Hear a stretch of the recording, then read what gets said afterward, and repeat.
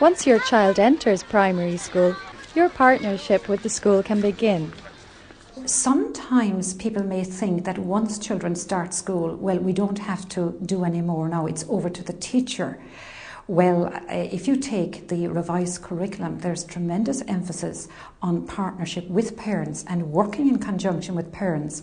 And this whole area of literacy is one area where there can be a wonderful partnership. And what I would suggest would be this, that parents would continue to read aloud to their children. Children will be bringing home books to read, and the parents could read these books aloud to the children and discuss them. And in this way, they're building up a reading relationship where the book is seen as a source of pleasure and knowledge. And furthermore, it's good for the child to see that teacher and parent are working together and see books as being very important.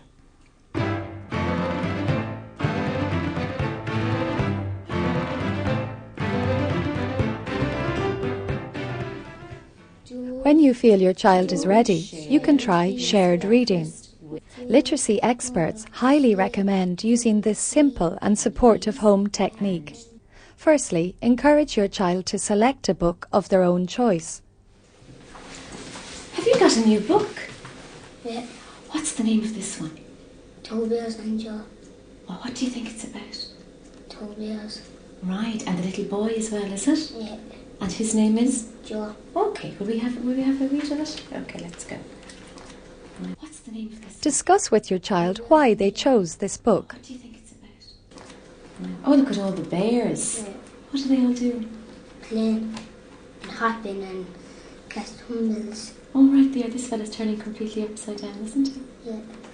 Oh, there's the title again. Could you read that for me again? Joe, two bears and Joe. Very good. Begin reading aloud together at the same time. And Then his mother said, "That's enough messing." Joe said, When your child is reading with confidence, you yourself can stop reading. There was a black bear and there was a brown bear. The bears sat under the table and made growly noises. Joe's mother still couldn't see the bears, but she could hear them. And Your child continues reading aloud on their own. Joe shared his breakfast with the bears. There was a black bear and there was a brown bear. The bears sat under the table and made growling noises. You join in again if your child is struggling.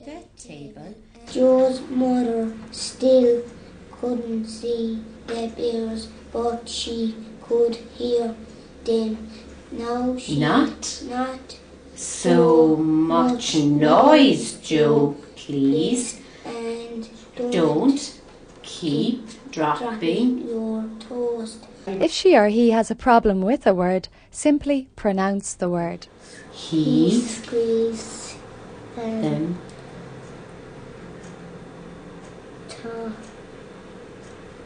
What's he doing? He's squeezing them together. together. Okay, let's try that. Ask your child to repeat the difficult word or the whole sentence. Together. Together. Okay, let's try that again. He's squeezing them together. We'll just do that once more. He squeezed them together. We'll try again. He squeezed them together. Fantastic. Okay. Finally, discuss the pictures and story during and after reading. I wonder what he saw. When he looked at himself in the mirror, what do you think he saw? He's unsaid. He's unsaid. And what part of himself did he see? His face. His face. And what was on his face? Freckles. His freckles. Let's see, are we right? Yes. He saw his Freckles. freckles. Look at him looking at himself there in the mirror. Okay. Right, let's... You can also try the technique pause, prompt and praise to deal with difficult words. Pause. Give them the time to look at the word. He didn't say he's lovely red hair. He didn't say he's... Now that's a hard word. Wobbly. Encourage them to sound out or rhyme the word. What happens when your tooth is loose? It's very wobbly. So we go back and just read that sentence again. Prompt. Good. Use the picture. Give them hints or clues as to the word. That's a hard word, okay. If you look there at his eyes, okay, and they're sparkling, but this is a different word. It begins with a T. Twinkling. Praise. Okay, let's try that again. Remember, by praising the child's efforts, you will ensure a successful and happy shared reading experience. Together. Try again. He squeezed them together. Fantastic, okay. Shared reading is one of the best ways to encourage a child to read with a sense of security. Giving the child the difficult word and then allowing the child to read at her own pace will encourage the child to succeed. Patience, support and humour turn reading into an enjoyable and secure experience. Being impatient, critical or making unrealistic demands will damage your child's self-esteem and confidence in reading. Well, it appears that self-esteem, your overall self-esteem, is made up of self-esteem in different areas. So you could have how you feel about your physical appearance, for example, how you feel about how you can get on with other people. And academic self-esteem is an important part of that too.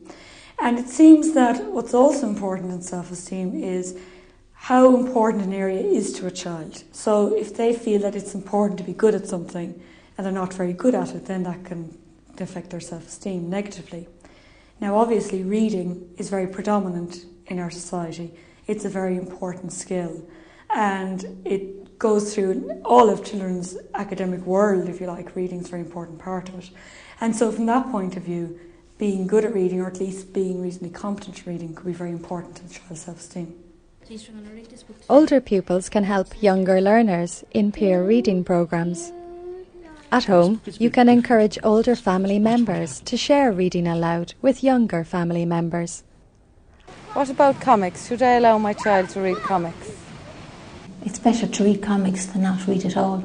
And after all, comics have provided generations of children with fun and fantasy. It is, however, important to be aware of an adult type of comic, which is crude and discriminatory. So it's important to be aware of that and not allow your children access to those. Comics, however, do encourage children to read and form part of the normal reading diet of many children.